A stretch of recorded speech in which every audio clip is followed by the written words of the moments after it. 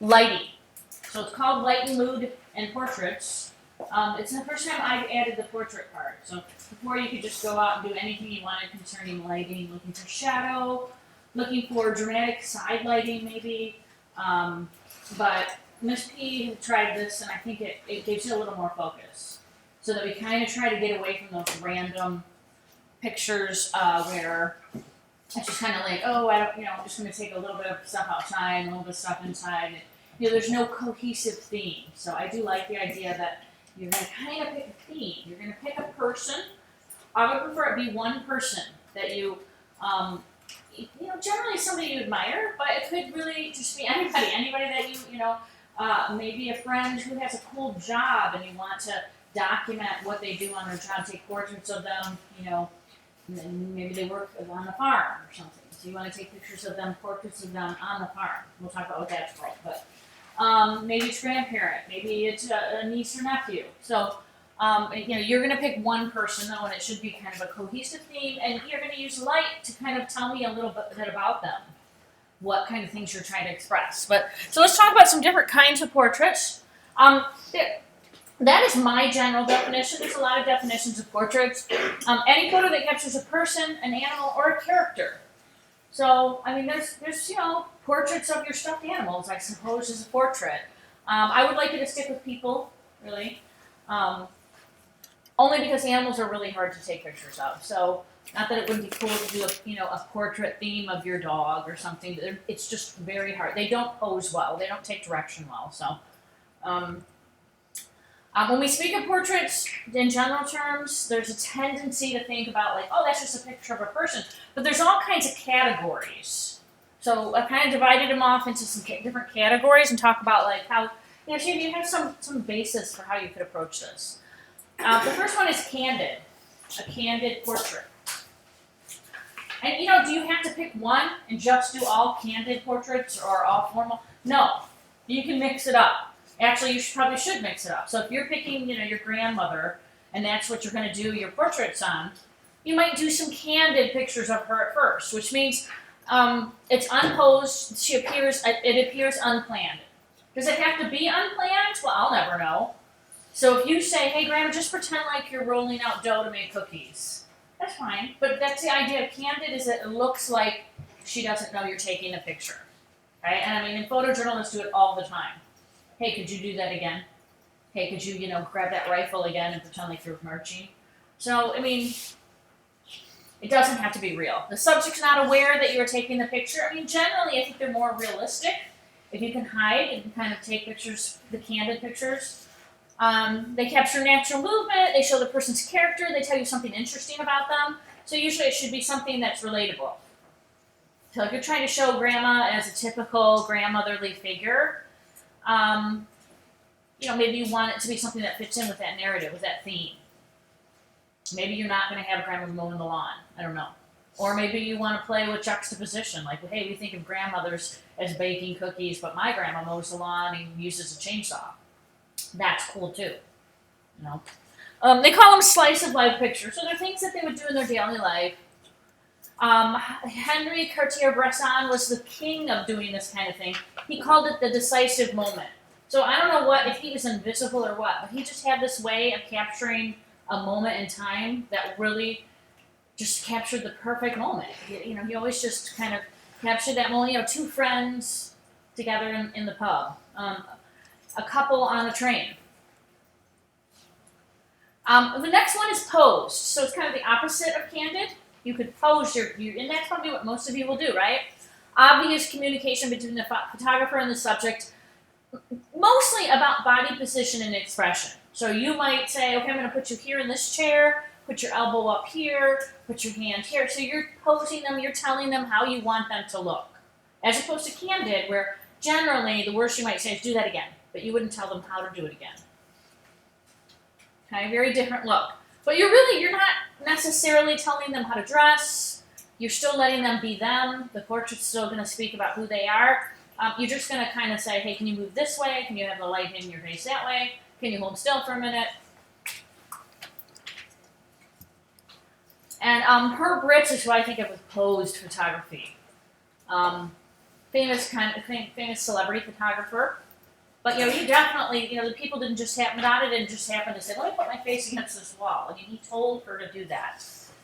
Put your arm up like this. The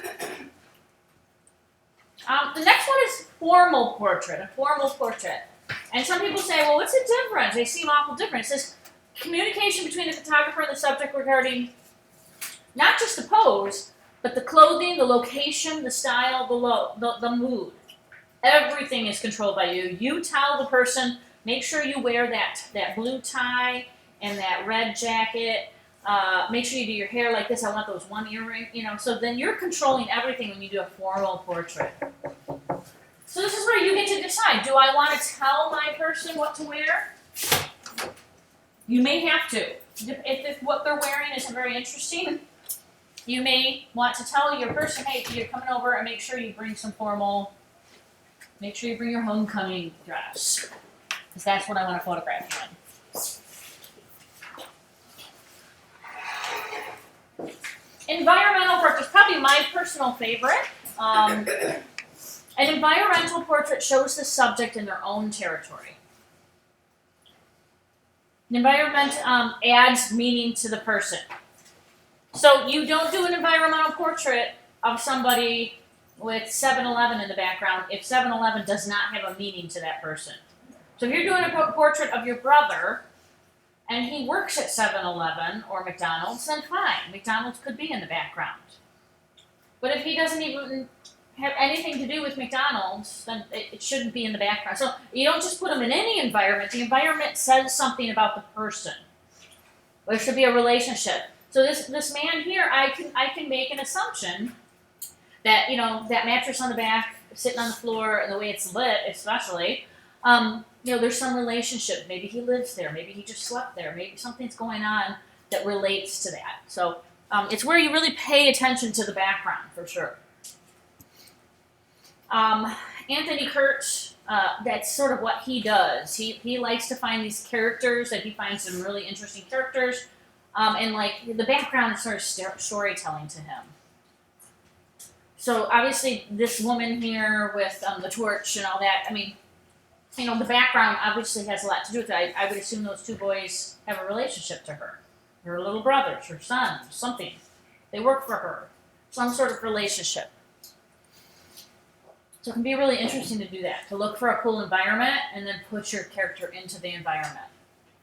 All right, the next one's self-portrait. It's a portrait of yourself created by yourself. And, a lot of students choose to do this because they can't get anybody, you got to schedule. If you're doing this project, you got to schedule another person's time. Whereas that's why a lot of artists do self-portraits. It's not because they're vain. It's not because they like to look at themselves. It's because you're readily accessible, right? You don't have to schedule anybody additional. But try to express something about yourself. So don't just do a selfie. This is not a glorified selfie. If you want to get points taken off for creativity, do a selfie, because that's what will happen. Okay? So I mean, you should have a portrait that says something about yourself. What do you want to express? How can you symbolize who you are through a portrait? And you can loosely. We'll talk about does it have to be of your face? Because no, it doesn't. I mean, you should be in it somewhere, but you can see that one over there by Andre Cortez. It's not even his face. It's really just a outline, right? A silhouette. And I just threw in a bunch here. I mean, pretty much you name the artist, they have done a self-portrait. Okay? Almost every artist always does self-portraits at some point or another, again, because it's easy to. So Andy Warhol, very famous for his self-portraits. Ansel Adams, Man Ray, famous photographers that I talked about in our history project. All right, commercial and fine art portraits. I want to talk about the difference a little bit.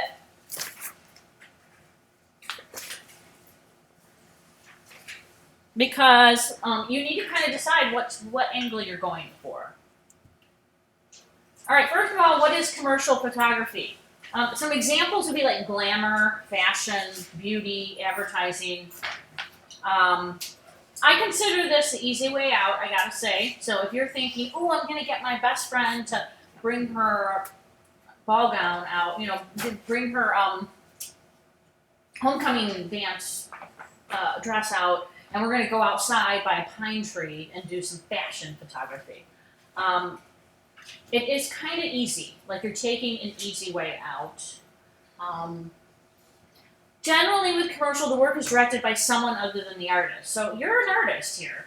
This is an art class, not a commercial class. This is not in the business department. The intention is usually to sell a product, a service, or make you think a certain way. So it might be like a public service announcement. The work is usually mass produced. So again, if you're gonna do commercial, and I just know most of you are gonna pick that, just know that there's not usually a lot of creativity there. Usually what you're gonna probably do is just mimic what you've seen before, right? So I have a Vogue magazine, and I saw a girl standing by a pine tree going like this, and I'm gonna have my friend go like this, and now I'm an artist. And it's not really art. So I'm not saying you can't do fashion. I'm just saying it's hard to be creative, and I don't expect big things when I see, oh, fashion or glamour. It's usually you're just mimicking what you've seen already, and it doesn't really give you a chance to express yourself, and that's why I think this is cool. So fine art, portraits would be like surreal portraits, non-traditional, conceptual, abstract. And these are things we get into a lot more in intermediate, but I'm giving you a taste of it here. So in these kind of portraits, the artist directs the meaning and the look of the work. So you're trying to say something, using maybe symbolism, using lighting for sure, since this is all about lighting, using posing, so the way in which they pose, using Photoshop. I showed you yesterday how to cut things out.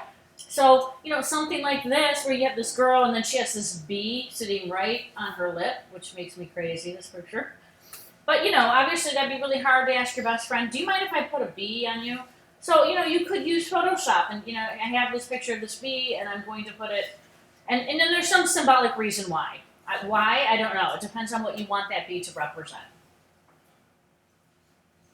Same with the magnifying glass. Maybe he's a big mouth, right? Maybe he talks a lot. Maybe people say, you're loud. So it's a symbol of who he is. All right, so here's a couple examples. I'm not going to give you a ton of examples of commercial because you all have seen it. You've all seen fashion magazines, I am sure. But non-traditional and fine art stuff, you may not be as familiar. So non-traditional is any image with a person or an animal that is beyond the realm of traditional commercial portrait studio range. So what that means is that it's anything that is not a traditional senior portrait-y looking thing or fashion looking thing. So it's something that it's not about, look how pretty she is, look how cool he looks. It's more about, again, your personal expression of who this person is, or what do you want to say about them. A lot of times you're obscuring the face, like the face is hidden or concealed maybe, because sometimes the face doesn't say, it really doesn't say a lot about the person. I know that's kind of counterintuitive. You're like, what? Of course the face says a lot about the person, but it doesn't, because we all have a mask, right? We all put that mask forward when we take a picture and we smile and we try to, lengthen our necks, or we try to look cool. So sometimes you get more information when you don't show the face. So like this one up here, I just see his hand, and I see this cross in the background. So I know a little bit about him. Like, this person seems probably, they're a very spiritual person maybe, or maybe they're struggling with, spirituality. Like I can start trying to figure out who they are from that picture. That one back here, the fashion, I don't know much about her. I don't know anything about the person because it's just her face. Conceptual portraits. So this is just one realm of, non-traditional again, or something where it's not a traditional portrait. Conceptual, what's a little different about conceptual is the portrait in which the idea of the picture is the most important factor. So the person might be representing a type of person. So in this one here on the left, this might not be about, let's say this girl's name is Kim. It might not be about her at all. It might just be a generalization about teenage girls and how sometimes they smile, but really on the inside they're screaming. So it might be like a statement on mental illness.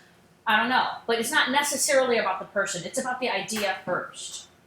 Okay, so that's the difference. Is you're not trying to represent your friend Kim. You're trying to represent generalities or some idea that you want to say. Something maybe environmental up here about, the environment, but not necessarily about that person. And then, something about maybe masks and how we all mask who we are. So, much more psychological. Surrealism is pretty similar to conceptual. It's a style of photography stressing the subconscious or non-rational imagery. So if you've taken psychology, that may make sense to you a little bit. A lot of times they're very dreamlike.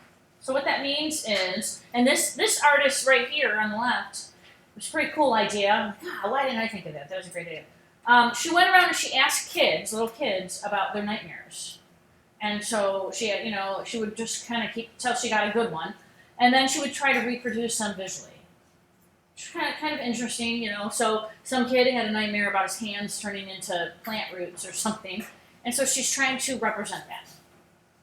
But that's what surrealism tends to be. People floating in the air. People with two heads. Those kind of nightmares that you have where you're like, well, I was at school and I was walking down the hall and all of a sudden I was in 7-Eleven and I don't know how I got there. And then there was people and they were all floating around the Slurpee machine. That's how you have nightmares and dreams, right? It's like, it doesn't make sense. Well, surrealism says you mine that for ideas.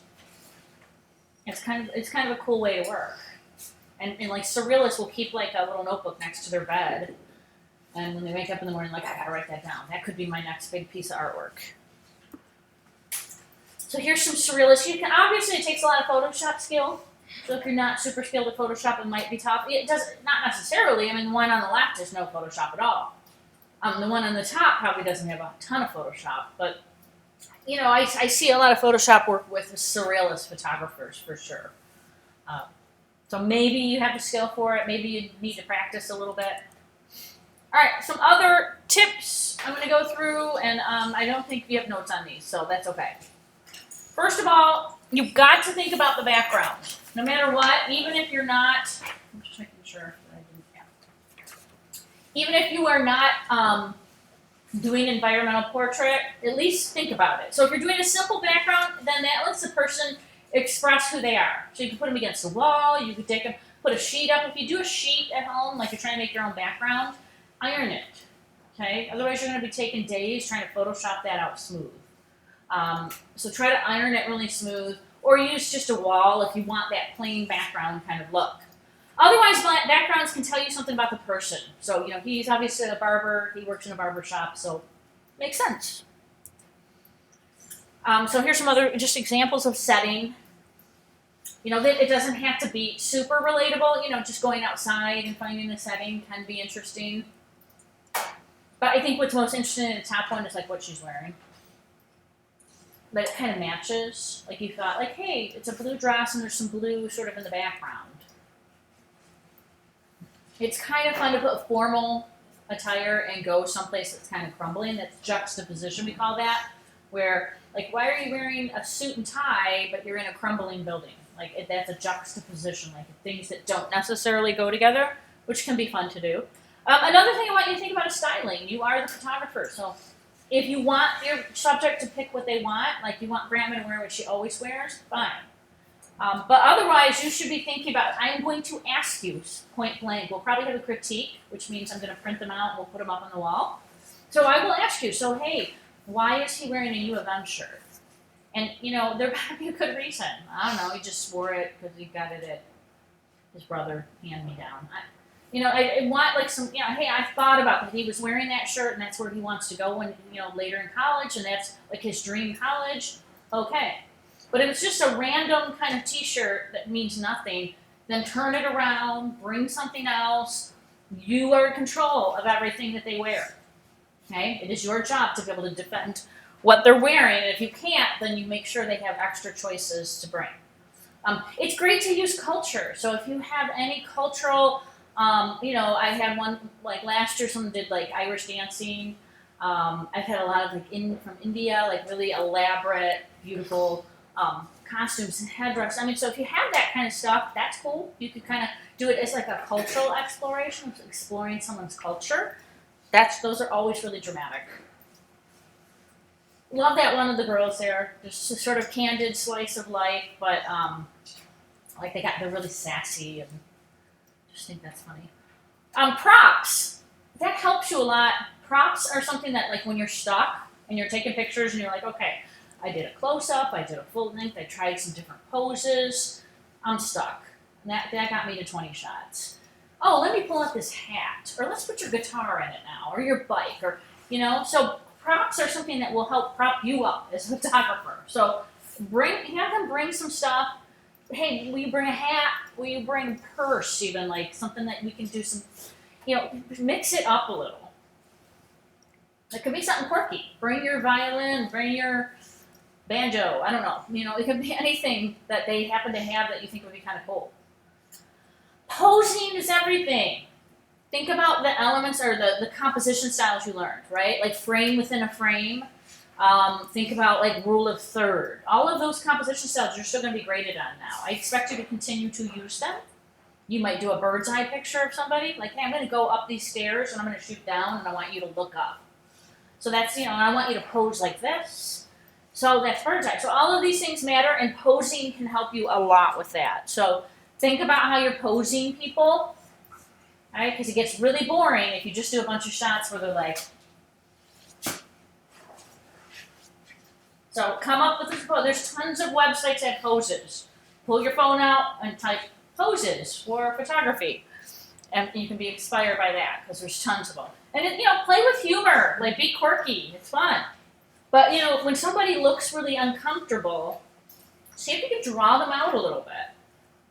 The old cliche of the photographer going, oh, baby, you look gorgeous. Like, that's true. You've got to tell people when they're doing things that are right. Like, oh, that looks so good.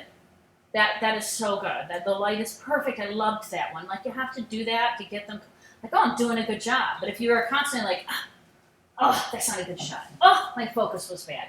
Then they feel like, oh, I'm not doing a good job. I must look bad. So you got to kind of lift them up a little bit so that you can give them some confidence. Because, it's tough when somebody's taking pictures of you. Even if they love having their picture taken, it's an insecure kind of thing. So just these are more candid, natural poses. So you have to be able to recognize them, right? You have to be ready for them. So if you're doing candid pictures, you can't be distracted. You have to have your camera and wait and wait and wait for that moment that you're like, oh, that was a perfect moment when he went down and kissed her head. That was perfect.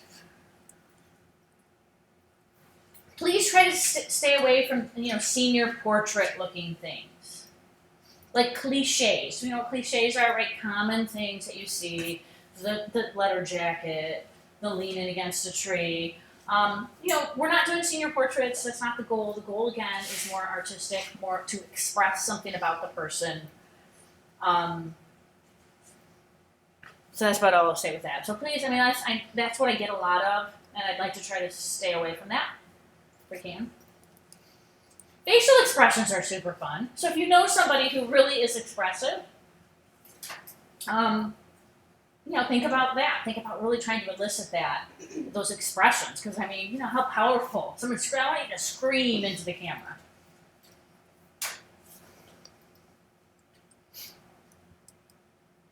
Think about serious, too. Do not show me 28 pictures of people going, just smile, smile, smile. Sometimes the serious emotions are the most dramatic.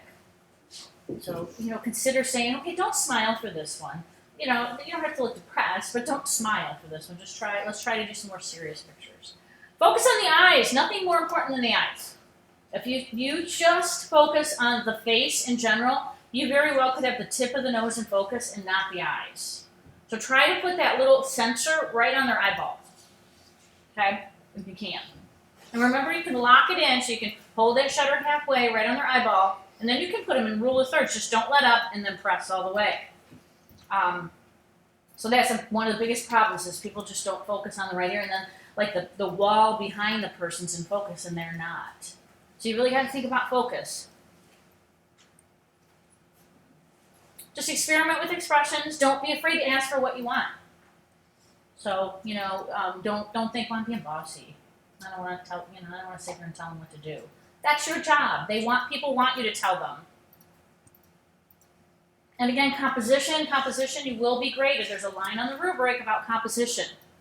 So, sometimes just including, like, filling the frame with the person's, like, hands or something. I mean, I think he's probably a boxer, right? Look at how his knuckles are all, like, so it tells me a lot about him. Like, he's a hard worker. Maybe he just had a fight just recently. So don't forget about composition. That's what makes it most dramatic.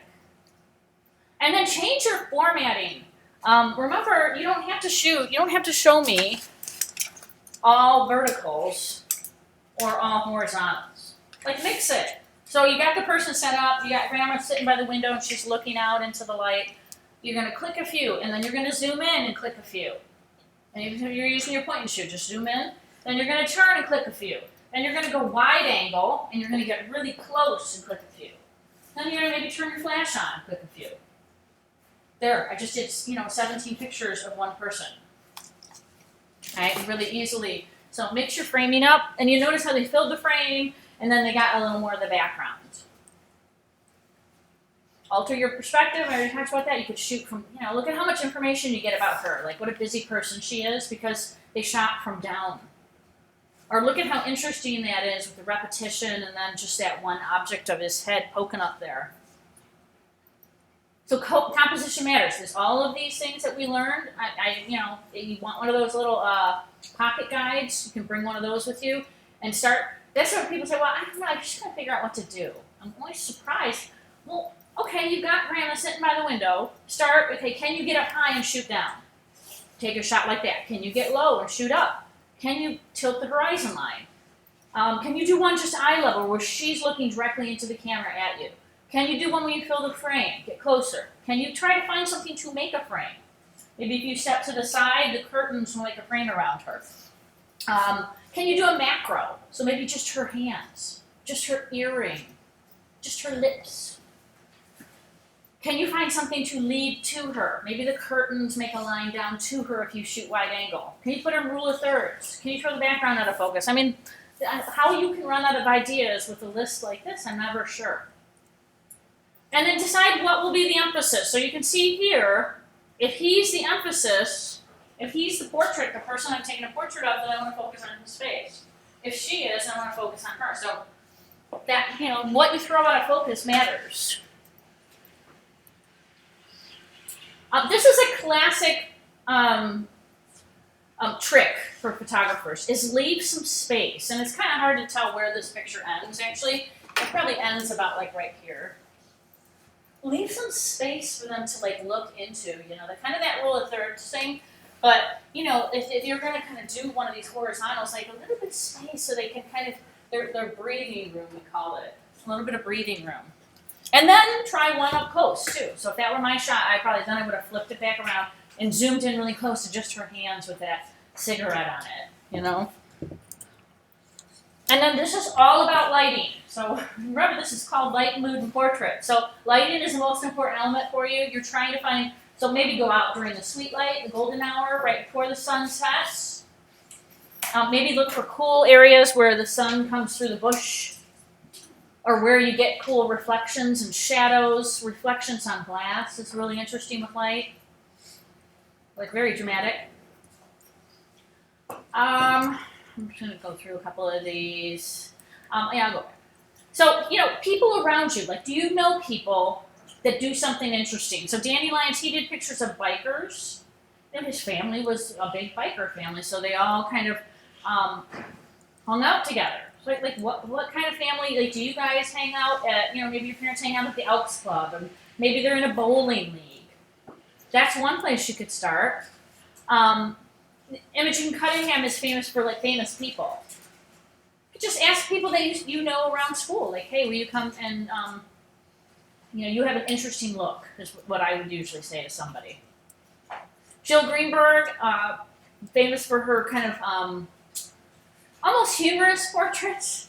But, you can do things in Photoshop, so don't forget that is part of it. You can retouch, you can kind of make things look more surreal or weird just by what you do in Photoshop. So, think about that, like, hey, I'm going to do this picture, but I'm going to turn it black and white. I'm going to turn it black and white with a little bit of color, which I'm going to show you how to do probably next week.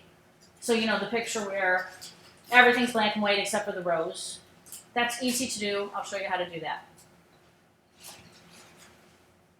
And I'll end with Richard Avedon.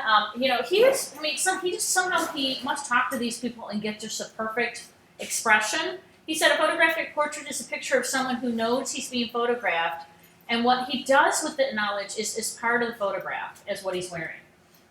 So he lets people know because he says they react to the camera, and he wants to capture how they react. I think that is kind of true of portraits. It's your job to figure out how they're going to react to the camera. All right, let's talk about the assignment and what the nuts and bolts are to it. So you've got the general artistic vision. All right, I'm looking at the non-rubric side. 24 images straight out of the camera, that is a minimum. Please don't ask me, is it okay if I have 23? Because I really think you need to have 43. I think you need to have 103. But I'm making the minimum 24. But if you shoot like I just showed you, you should get 24. You should get 124, no problem. But they are due straight out of the camera on Monday. So please write that down. That there will be points taken off. No, none of this. You've had a chance already to see how this works. Please don't tell me Monday you forgot your card or whatever. So if you're worried about that, then shoot it before the weekend. If you're afraid that you're going to forget something or you're afraid you're not going to have it here, it's 5 points per day if you don't have it here Monday. I already told you about the goals. Choose someone that you're interested in. One person. Please don't have, I did a little bit of my grandma, a little bit of my best friend, and a little bit of myself. One person. You're going to choose your 5. So this time you're doing 5, not 4. 5 best images, and you're going to do your image edits to them. And you can do more than just the basics if you want. You might turn black and white. You might, there's lots of things you might do some retouching on them. And then you're also going to turn in a contact sheet of all your images. Okay, and I want to see them all. So if you shot more than 24, you'll just ask me and I'll show you how to make your contact sheet with all your images. That way I can really see. Sometimes you're bad pickers, I call it. So you're not good at picking out which ones are your best ones. So if you need my help doing that, I will be more than happy. Same with composition. If you're like, I don't know what my 4 best ones are, I will be glad to help you do that. Okay. That's a skill that it takes a while to learn, to recognize it. Self-evaluations, you're going to check off by the end which ones you think you can do. And then there's 2 questions there. So make sure you read those. And then, when you're done, this paper, you put your name on it, you answer the question, it goes in the bin in the back. And then your images get uploaded to each part. So make sure you do both parts. And that's true of composition. I will not grade composition just because you turn it in an A part. I have to have your rubric. So when you're done with your composition, it's not due until Friday. But when you're done with it, it goes in the bin in the back, this rubric. Otherwise, I don't even think to go look. So I pick, what I do is when I'm grading, I pick these up and I go, okay, Steve Smith, and then I go look for Steve Smith stuff. Okay. Questions on this assignment? So you'll get cameras this week, and here's the thing, though, Monday, cameras come back and we're done. I take the whole camera cart over to Miss P, and we get no more cameras. So it really is due straight out of the camera on Monday. You won't have an opportunity to get a camera again after Monday, okay? Because we're done. Right. I wonder, let me see.